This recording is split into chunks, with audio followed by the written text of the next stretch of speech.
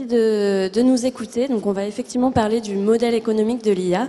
Je voulais commencer avec une petite anecdote parce qu'il y a quelques semaines, Sam Altman, qui est le PDG donc d'OpenAI, le créateur de ChatGPT, admettait qu'il était en rupture de stock de GPU. Et je pense qu'au-delà du souci logistique que ça peut représenter, ça montre aussi quelque part que c'est un modèle économique sous tension, avec des coûts qui augmentent, des besoins en infrastructures importants, et en parallèle de ça, une rentabilité qui parfois peine à venir. Et donc c'est de ça dont on va parler aussi, de ce qu'il y a derrière l'IA, donc des coûts, des usages qui se multiplient mais qui sont parfois difficiles à monétiser, et d'entreprises qui cherchent encore leur rentabilité. Donc avec moi, on a Gabriel Hubert, qui est cofondateur de Dust, une start-up française spécialiste des modèles d'IA, mais plutôt pour les entreprises, si je ne me trompe pas. Frédéric Cavazza, consultant et conférencier, observateur du web depuis une vingtaine d'années, et de l'économie numérique, un peu plus. Bon. Et Jérôme Berger, directeur de la stratégie d'Orange, et président managing partner d'Orange Venture, qui est la branche capital risque de l'opérateur télécom, et donc qui investit dans des startups. Frédéric, je voulais commencer par vous, puisque pour revenir un peu sur ce modèle d'OpenAI qui accuse des pertes assez importantes, est-ce que pour vous c'est juste une étape normale en fait pour une entreprise technologique qui se développe sur un marché relativement nouveau? Ou est-ce que ça indique que son modèle est peut-être en train de patiner un peu? Alors, a priori, c'est une stratégie qui est assez usuelle, puisque c'est ce que font toutes les startups. Elles commencent par mettre sur le marché un service qui est novateur, qui est attractif, à des prix très très compétitifs, pour pouvoir récupérer le plus d'utilisateurs possible, éventuellement en convertir certains, et après espérer revendre à une plus grosse société. Le problème avec OpenAI et ChatGPT, c'est qu'on est sur des ordres de grandeur qu'on n'a jamais vus jusqu'à présent. OpenAI, c'est une société qui va perdre plus de 10 milliards de dollars en 2025. Donc ça n'a jamais été vu jusqu'à présent. On est sur des technologies qui sont pas stables parce qu'elles évoluent extrêmement rapidement. On est sur des besoins d'infrastructures qui sont en tension parce qu'il faut des unités de traitement, donc les fameux GPU. Or, les fabricants ont du mal à les fabriquer. Donc ça fait beaucoup d'inconnus dans l'équation quand même. Beaucoup. Alors, Jérôme Berger, quand on discutait pour préparer cette table ronde, vous me disiez justement que peut-être on mettait un peu trop, on insistait un peu trop sur des modèles stars comme ChatGPT d'OpenAI ou d'autres, et que peut-être que les modèles intéressants en fait se trouvaient ailleurs, dans des modèles un peu plus spécifiques, dans des cas d'usage plus précis. Pourquoi vous pensez cela, et à quels usages vous pensiez? Je rejoins un peu ce que vous dites, c'est-à-dire je pense qu'il y a beaucoup de points d'interrogation sur les modèles économiques des grands modèles de langage qu'on a aujourd'hui. Après, vu le succès que ça a, vu ce que ça apporte, vu l'efficacité aussi que ça apporte, que ce soit pour les personnes ou pour les entreprises, je pense qu'ils vont finir par trouver leur équilibre, peut-être perturbé effectivement par beaucoup d'open source qui commencent à arriver, par des modèles potentiellement beaucoup plus frugaux et efficaces qu'on voit arriver de Chine ou d'ailleurs, y compris de France. Voilà. Mais après, pour moi, ça reste quand même un secteur qui est globalement porteur. Faut-il investir ou pas dans OpenAI? Ça, c'est une question que chacun peut se poser, mais en tout cas, voilà.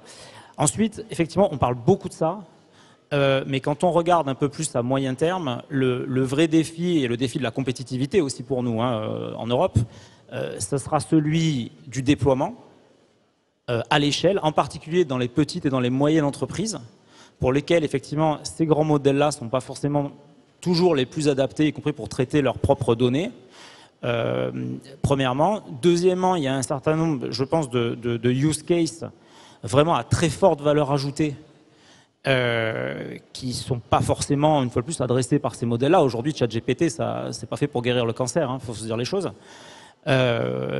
Et donc, je pense qu'il va y avoir tout un tas d'applications pour l'entreprise focalisées sur des sets de données précis, sur des sets de données propriétaires, sur de l'agentique, sur des choses qu'on appelle le RAG, par exemple, c'est-à-dire pouvoir entraîner par-dessus les modèles avec des vraies données business et qui sont en général pas publiques et qui, elles, vont permettre d'accélérer la recherche et développement, qui vont permettre d'accélérer le go-to-market, Et ça va avoir, je pense, beaucoup de valeur. Donc, les gens qui seront capables d'opérer ça et de mettre ça à scale dans l'économie, j'allais dire, ou secteur par secteur, pour moi, ça risque d'être, à la fin des fins, les grands gagnants de l'IA. Donc un peu vous finalement, si je suis les propos. Enfin, j'imagine que vous êtes plutôt en accord avec ce qui vient d'être dit, donc que la valeur se situe dans les cas d'usage pour les entreprises. C'est une question, un débat intéressant et complexe, donc en général la réponse est un peu nuancée. Mais si on revient à la technologie, il y a deux gros sujets très différents. Il y a le sujet de l'entraînement et le sujet de l'inférence. Donc ça coûte beaucoup. Voilà, c'est ça, l'utilisation. Donc ça coûte beaucoup d'argent d'entraîner des modèles. Et les grands, dans la course en tête, ont raison de dépenser beaucoup, puisque eux, ils recherchent un Graal qu'on appelle l'AGI ou l'ASI, donc la super intelligence généralisée. Le premier qui l'atteint, il a gagné beaucoup. Donc voilà, donc là c'est un peu une course à l'échalote avec un prix peut-être très dur à obtenir, mais en tout cas qui vaut beaucoup si on y arrive le premier. Pour les cas d'usage du quotidien ou plus généraliste, on va être dans une démarche d'optimisation des coûts par rapport à la valeur ajoutée, au ROI, je suis tout à fait d'accord avec vous. Donc on aura, pour des raisons de performance ou des raisons de sécurité, à mon avis, bien plus de modèles utilisés, parfois des modèles plus petits, parfois des modèles qui restent sur notre téléphone, qui font pas appel à Internet ou qui passent pas par un réseau pour des raisons de sécurité. Ce qui est vrai, c'est qu'on observe depuis 2-3 ans une vélocité de changement de modèle qui fait un peu perdre la tête aux entreprises qui, elles, ont besoin de prévisibilité et de stabilité dans le déploiement de cas d'usage auprès de leurs équipes qui peuvent pas, toutes les semaines, remettre en cause ce qu'on leur avait dit comme étant la meilleure chose la semaine dernière. Donc la couche qu'on appelle applicative, qui vit au-dessus des modèles eux-mêmes, risque d'être plus stable et de pouvoir ensuite faire le choix du routage vers des modèles qui sont les plus adaptés, peut-être pas aussi chers, peut-être pas aussi américains, on verra en fonction des cas d'usage. Donc je pense qu'il y a beaucoup de valeur à essayer de capturer l'attention de la couche applicative, et c'est en effet ce que Dust se concentre à faire depuis 2 ans, en fournissant des agents spécialisés aux entreprises qui permettent de choisir le modèle, de connecter aux données qui restent privées, parfois très sensibles, et de créer des scénarios d'utilisation très spécialisés. On va sortir du cas général. C'est sympa de demander à ChatGPT des recettes ou des idées de cadeaux, mais ça va pas très très loin, mais plutôt d'aller les projeter sur des cas d'usage très précis où l'entreprise a besoin de performance. On reviendra sur les agents. Je voulais avant voir avec vous, Frédéric Cavazza, peut-être ce qui avait changé. Vous l'avez mentionné, les modèles chinois, donc DeepSeek évidemment, qui est censé, enfin qui selon ses créateurs a été développé avec moins de ressources que ses concurrents américains. En tout cas, on ne peut pas vérifier toutes ces informations, mais on sait qu'il coûte moins cher à être utilisé. Qu'est-ce que ça change pour l'économie de l'IA en général ? Ça change la valeur perçue des modèles. Les modèles, en fait, c'est les couches basses du système. En gros, si on devait faire une analogie, c'est l'équivalent des bases de données. À partir du moment où vous avez des modèles qui sont en open source, c'est pas gratuit, mais disons que c'est, on va dire, beaucoup moins coûteux, beaucoup plus simple à utiliser. À partir du moment où vous avez des modèles open source qui proposent à peu près les mêmes performances que des modèles payants, forcément la valeur perçue, elle se dégrade énormément. Donc, sachant qu'il existait déjà des modèles open source performants avant, notamment le Llama qui est fait par les équipes de Facebook, donc de Meta, mais DeepSeek, ça a été la prise de conscience par le grand public qu'effectivement on pouvait faire différemment, que c'était pas nécessairement une course au gigantisme comme le pratiquent les Américains, parce que ils ont plus d'argent, ils ont plus de moyens, ils ont plus d'ambition, voilà. Les Chinois ont une approche différente et là effectivement ça a perturbé le marché. Et Jérôme Berger, chez Orange, est-ce que c'est une question qu'on se pose quand il y a des modèles comme ça qui arrivent sur le marché à moindre coût? Est-ce que vous pouvez vous tourner vers ceci ou comment vous faites vos choix? Alors nous, on a beaucoup d'applications différentes, que ce soit pour notre efficacité interne, que ce soit pour mieux valoriser les interactions qu'on a avec nos clients, que ce soit pour nos réseaux aussi ou pour nos interventions. On a déjà beaucoup d'IA et de GenAI. On a plus de 150 use cases et bientôt 300-400 qui vont être en production. Et puis, on offre aussi des solutions de GenAI de confiance, comme on dit, à nos clients. Et donc, tout ça pour dire, en fait, on a beaucoup de sujets d'application différents. Donc, on travaille avec beaucoup de monde. On distribue ChatGPT dans nos offres 5G+, que je recommande à tout le monde. avec 12 mois gratuits. On a des applications un peu plus souveraines, entre guillemets, avec des sociétés comme Lighton pour les entreprises. On a aussi des modèles où on utilise de l'Anthropic, du Gemini, du Mistral, évidemment beaucoup. On a un partenariat de recherche avec Mistral aussi pour comprendre comment l'IA at scale va déformer potentiellement nos réseaux. Donc pour répondre à votre question, en fait, on a toute une panoplie et on essaie toujours de choisir le modèle le plus adapté au cas d'usage en termes d'efficacité, de frugalité aussi, parce que tout ça consomme beaucoup de ressources, de l'énergie, de l'eau, enfin voilà. Et à la fin aussi de sécurité et de souveraineté, entre guillemets, quand la question se pose. Donc c'est pour ça qu'il y a toute une mosaïque de solutions. Et l'idée, c'est toujours de taper au bon endroit et bientôt d'arriver, c'est un peu ce que vous disiez d'ailleurs, à orchestrer tout ça correctement, parce qu'il faut après que toutes ces applications de bout en bout, et pour nous en plus qui sommes fournisseurs de réseau, donc qui partons du téléphone et qui arrivons jusqu'au cloud, avec tout ce qu'il y a au milieu, que tout ça fonctionne sur une chaîne qui soit transparente pour les utilisateurs, qu'ils soient grand public ou qu'ils soient entreprises. Donc on a toutes les solutions en fait. Merci. Gabriel Hubert, vous mentionnez les agents. Justement, j'aurais aimé comprendre en fait qu'est-ce que ça a changé pour le modèle économique. Vous me disiez quand on échangeait avant la table ronde que vous réfléchissiez en fait à de nouvelles manières de facturer vos clients, qui soit pas un modèle abonnement, mais peut-être un modèle où on paye à la tâche réalisée. Pourquoi c'est intéressant? Pourquoi est-ce qu'il faut aller vers ça, vous pensez? Le mot agent est utilisé dans beaucoup de contextes différents et pas toujours et on pour peut dire la même le chose. redéfinir peut-être. Voilà, peut-être qu'on peut parler de solutions agentiques où on va donner une tâche de plus en plus complexe dont on espère que la résolution soit faite par la machine avec le moins d'intervention humaine possible. Donc il y a une limite floue entre des assistants, des copilotes et des agents, ça dépend un peu de l'interprétation de chacun. Mais ce qu'on voit, c'est qu'avec l'augmentation de la performance des modèles, on peut laisser un modèle se débrouiller tout seul de plus en plus longtemps avec des résultats de plus en plus satisfaisants.